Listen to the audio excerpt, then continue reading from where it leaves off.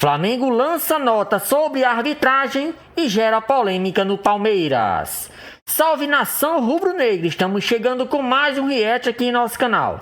Trazemos um recorte do canal Opina Porco, link na descrição. Palmeirense comentou sobre a nota que o Flamengo divulgou recentemente, elogiando o esforço da CBF para uma arbitragem melhor. Para Neto, foi uma indireta ao Palmeiras, já que na última rodada teve um lance polêmico, onde a equipe paulista reclamou de pênalti. Bora acompanhar esse recorte agora e na sequência trazemos as últimas do nosso Mengão. O Flamengo publicou uma nota de apoio à CBF em relação às tomadas de decisões quanto à questão da arbitragem.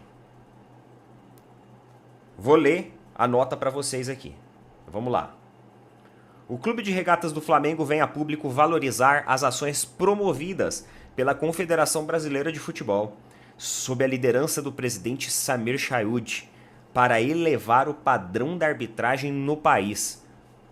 Até agora nada aconteceu, na minha visão. Continuam os mesmos erros em todas as rodadas. Mas vamos lá.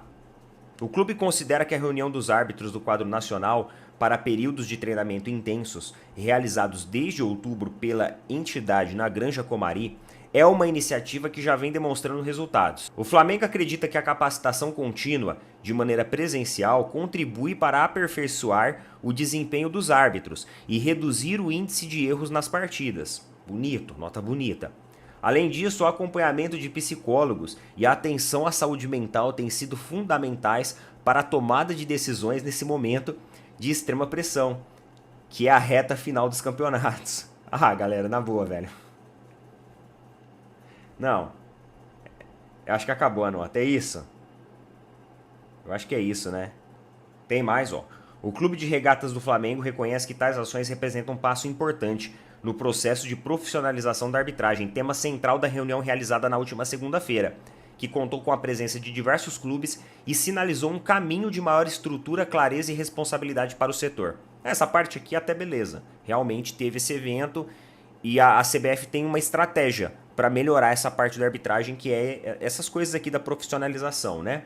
O clube parabeniza a diretoria da CBF, na pessoa do presidente Samir Chayud, assim como a comissão de arbitragem, presidida por Rodrigo Cinta, pela disposição em promover avanços concretos, elemento fundamental para o desenvolvimento contínuo do esporte. É o seguinte, até 2 semanas atrás o Flamengo estava falando que o campeonato estava manchado, que a CBF era verde.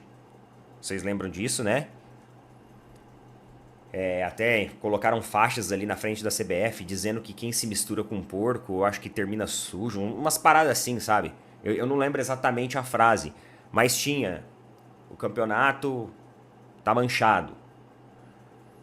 E agora, o Flamengo assume a liderança da competição. A arbitragem, ela é digna de uma nota com elogios. Assim, meus amigos,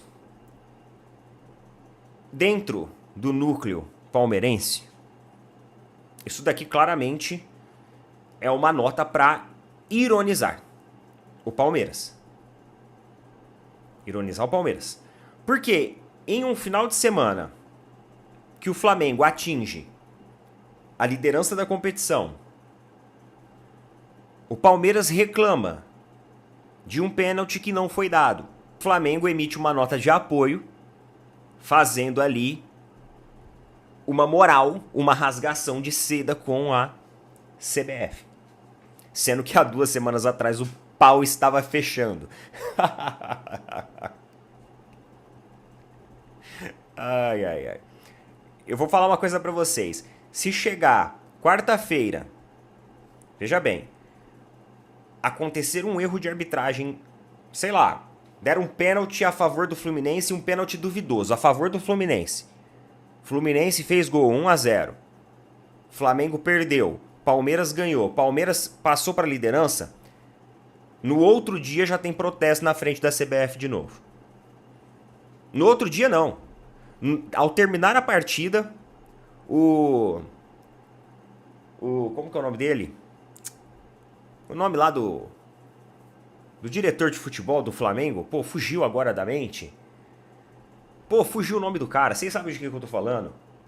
José Boto. Aí o José Boto, meu, acabou o encanto. Aí o José Boto... acabou o encanto, foi boa, né? Foi boa. Aí o José Boto já vai estar lá já, microfone na mão, e já vai estar falando já. Já vai estar descendo a lenha na arbitragem. Então é assim que funciona a coisa. Essa nota aqui, galera, numa boa. Não, na moral, essa nota aqui do Flamengo, porra, galera, pô, vocês forçaram a barra, velho. Essa nota do Flamengo aqui foi uma nota pra provocar a Leila Pereira e companhia. Isso é certeza. Até porque a Leila, que costuma emitir notas elogiando o Samir Chayud, elogiando ali as decisões do CBF, a Leila fez isso. E agora, na minha visão, o Flamengo tá dando o troco em um final de semana onde o Palmeiras reclamou muito da arbitragem, inclusive o Abel Ferreira reclamou da arbitragem durante a coletiva. Obviamente que ele não deu aquele foco, aquele super foco, mas ele reclamou, ele citou, ele reclamou da arbitragem e vocês viram aí toda a repercussão nas redes sociais por aquele lance lá. E também teve outro assunto aí, galera, que eu comentei até lá na rede vizinha, que o Marcão, um dos ídolos aí da história do Palmeiras, o goleiro Marcão, ele ironizou ao término da partida de Santos e Palmeiras, ele falou o seguinte, ó, relaxa, bom é jogar amistoso de seleções. Uma ironia clara, direta, em relação às convocações, né, de jogadores que são convocados e não são utilizados, isso que é o pior. E eu até fiz um vídeo e falei um pouquinho sobre isso, quero discorrer aqui um pouco com vocês também. Às vezes algumas pessoas não viram lá, então vou falar aqui.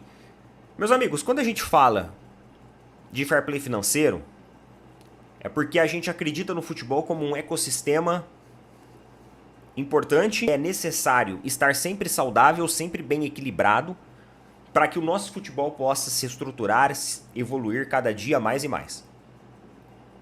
Eu acredito que isso é vital. Isso é vital. Mas às vezes a gente pensa assim, né? Pô, ficamos o ano inteiro honrando os nossos compromissos, ficamos o ano inteiro tendo um balanço financeiro positivo, ficamos o ano inteiro na busca de contratação de bons jogadores, de melhores jogadores, para elevar o nível técnico da nossa equipe, e no momento que a gente mais precisa desses jogadores, eles estão em amistosos de seleção, e uma boa parte deles sentados no banco, às vezes nem relacionados. Isso é uma baita de uma injustiça. Uma baita de uma injustiça. Porque enquanto tem equipes aí irresponsáveis, elas têm o seu elenco à disposição. E agora, um calendário tão competitivo, chega no final do ano, a gente vê um trabalho indo por água abaixo.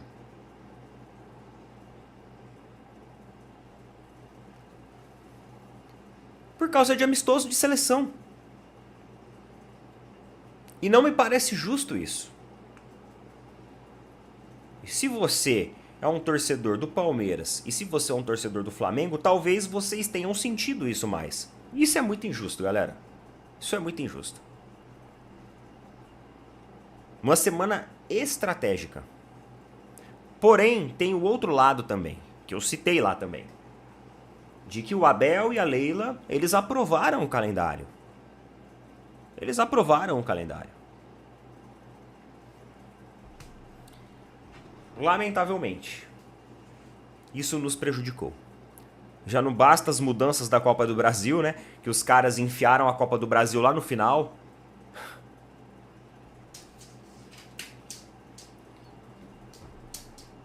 Parece que as equipes que são mais organizadas, mais estruturadas e têm elencos melhores, elas precisam dar conta de tudo. Ah, vocês se viram, vocês dão um jeito. Vocês têm elenco.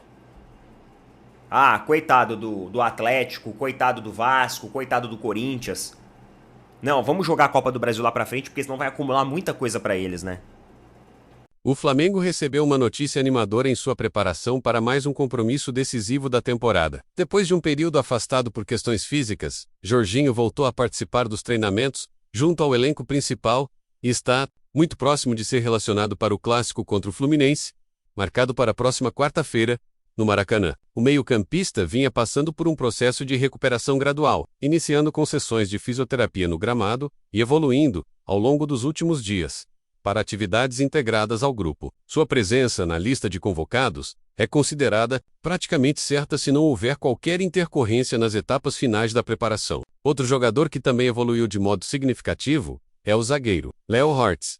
Ele vinha se queixando de dores no tornozelo direito e estava sob os cuidados do departamento médico, mas apresentou melhora suficiente para retornar às atividades no campo. Assim como Jorginho, ele tem chances reais de ser incluído entre os relacionados para o clássico. A comissão técnica acompanha atentamente cada sessão de treino do defensor, avaliando a resposta física e o comportamento do tornozelo para saber até que ponto ele estará apto a atuar, seja desde o início da partida ou pelo menos disponível no banco de reservas. A recuperação dos dois atletas ocorre em um momento especialmente delicado e, ao mesmo tempo, estratégico para o técnico Filipe Luís. O Flamengo vive uma disputa intensa pela liderança do campeonato, necessitando de todas as peças possíveis, enquanto enfrenta adversários diretos e mantém uma margem de erro muito pequena. Além disso, o treinador lida com um cenário de incertezas envolvendo jogadores importantes que representam suas seleções nacionais e que retornarão apenas na véspera do clássico, o que dificulta a montagem da equipe titular com antecedência.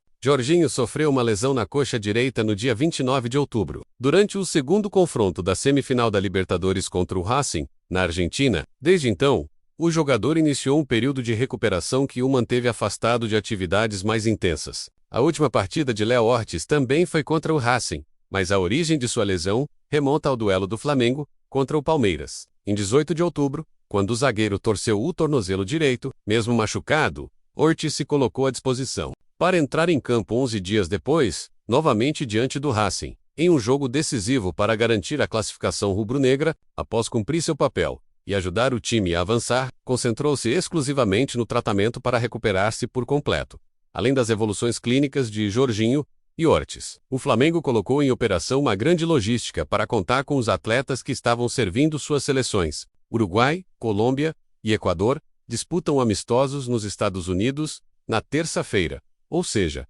apenas um dia antes do clássico. Para garantir o retorno rápido de Matias Seis, a Guillermo Barella, Georgian, de Arrascaeta, Jorge, Carrascal e Gonçalo Plata. O clube fretou um avião exclusivo, permitindo que eles desembarquem no Rio de Janeiro a tempo da partida. Apesar da estratégia planejada, ainda não é possível afirmar se todos estarão disponíveis para entrar em campo, pois o desgaste da viagem e a minutagem nos amistosos podem influenciar diretamente a decisão da comissão técnica. O clube fará avaliações detalhadas para definir o aproveitamento dos atletas, considerando tanto o físico quanto o risco de lesões, enquanto o elenco principal se organiza para o clássico. Outro assunto ganhou destaque no ambiente rubro-negro: a estreia marcante do jovem Douglas Telles no time profissional. O Flamengo vencia o Sport por 4-1, quando Filipe Luís decidiu lançar o atacante de 18 anos no jogo. Tratava-se de um cenário perfeito para uma estreia tranquila, sem grande pressão, mas Douglas transformou o momento em algo ainda mais especial. Em seu primeiro toque na bola, apenas 47 segundos depois de entrar, marcou o 5º gol rubro-negro, causando grande euforia entre os torcedores e companheiros de equipe. Douglas, emocionado, afirmou após a partida que aquele instante representava a realização de um sonho. O jovem contou que, ao balançar a rede, uma série de pensamentos passou pela sua cabeça, especialmente lembranças de sua família e de sua tia Viviane, falecida no início do ano, e que sempre o incentivou na carreira. O atacante disse acreditar que ela estaria orgulhosa assistindo do céu. Depois do jogo, seu celular foi inundado por mensagens de familiares e amigos, e ele compartilhou sua alegria conversando com a mãe, que o parabenizou pela estreia histórica. A trajetória de Douglas Telles no Flamengo começou em 2020, quando o coordenador de captação do clube na época, Luiz Carlos de Azevedo, decidiu apostar no jovem que se destacava no futsal. Ele atuava pelo Barra Futsal quando foi observado pelo supervisor de captação, Mútura, que rapidamente chamou Luiz Carlos para analisar o talento do garoto. Apesar de nunca ter treinado em campo aberto, Douglas chamou a atenção pela habilidade, e o Flamengo resolveu trazê-lo para um período de adaptação. No primeiro ano teve pouca minutagem, algo considerado natural para um atleta fazendo a transição do futsal para o campo. Porém, no sub-15, começou a demonstrar evolução significativa, ganhando notoriedade e despertando ainda mais confiança internamente. Assim que completou 16 anos, assinou seu primeiro contrato profissional e terminou 2023 como um dos grandes destaques das categorias de base do clube. A multa rescisória de Douglas Telles hoje está estimada em cerca de 90 milhões de euros, valor que demonstra o quanto o Flamengo acredita no potencial do garoto. Canhoto, veloz e dono de uma explosão física impressionante, ele se consolidou como ponta-direita e passou a ser observado com carinho pela comissão técnica. Luiz Carlos explica que desde muito cedo, o que mais chamou a atenção no jovem foram as características típicas do futsal: drible curto, domínio completo da bola, rapidez de raciocínio e capacidade de vencer adversários no mano a mano. Essas habilidades eram especialmente importantes para a geração 2007, que carecia de jogadores com esse perfil. Com o tempo, Douglas adaptou essas virtudes ao campo, mantendo a essência técnica que o diferenciava no salão. Sua ascensão nas categorias de base ganhou força no ano passado, quando foi treinado por Felipe Luiz, no Sub-17. Com o ex-lateral como treinador, Douglas conquistou a Copa Rio da categoria, sendo vice-artilheiro da competição com 9 gols e fornecendo 4 assistências. Ao final da temporada terminou como vice-artilheiro geral do Sub-17, acumulando 18 gols no ano. Em 2024, passou a atuar pelo Sub-20, onde marcou 5 gols em 20 partidas. Felipe Luiz, que tem buscado integrar jovens talentos ao elenco principal, sempre que possível, chamou alguns atletas da base para completar os treinos e preencher as ausências ocasionadas pelos desfalques. Douglas aproveitou essa oportunidade e, ao ser relacionado para o jogo contra o Sport, mostrou maturidade e frieza ao marcar rapidamente. Ele relatou que sempre foi muito bem acolhido pelos jogadores mais experientes, que o orientaram e o ajudaram a se sentir confortável no ambiente profissional. Inspirado por Lionel Messi e motivado pelo exemplo de Vinícius Júnior, outro talento formado no Flamengo e hoje referência mundial, Douglas afirmou que vai guardar para sempre a camisa usada na partida de sua estreia. Inscrito na Libertadores e já tendo participado de um jogo pelo Brasileirão, o jovem acredita que está cada vez mais perto de realizar o sonho de conquistar títulos importantes com a camisa rubro-negra. O número 81, escolhido pelo Flamengo para ele, virou um símbolo de sorte e promessa para o futuro. Douglas reforçou que seu maior desejo é permanecer no clube e construir uma trajetória vitoriosa, ajudando o Flamengo a conquistar troféus como a Libertadores e o Campeonato Brasileiro. O cenário rubro-negro, portanto, vive uma mistura de expectativa, recuperação e renovação. A volta de jogadores experientes como Jorginho e Léo Ortiz traz mais opções e solidez ao elenco em um momento crucial do campeonato. Ao mesmo tempo, a eclosão de talentos como Douglas Telles mostra que o Flamengo segue investindo em sua base e colhendo frutos desse trabalho. Enquanto o clube se prepara para mais um clássico contra o Fluminense, a torcida observa com entusiasmo cada passo, consciente de que o time reúne tanto nomes consolidados quanto jovens promissores capazes de fazer diferença. O equilíbrio entre experiência e juventude, aliado a uma forte estrutura técnica e logística, faz com que o Flamengo mantenha viva a esperança de alcançar títulos importantes na temporada.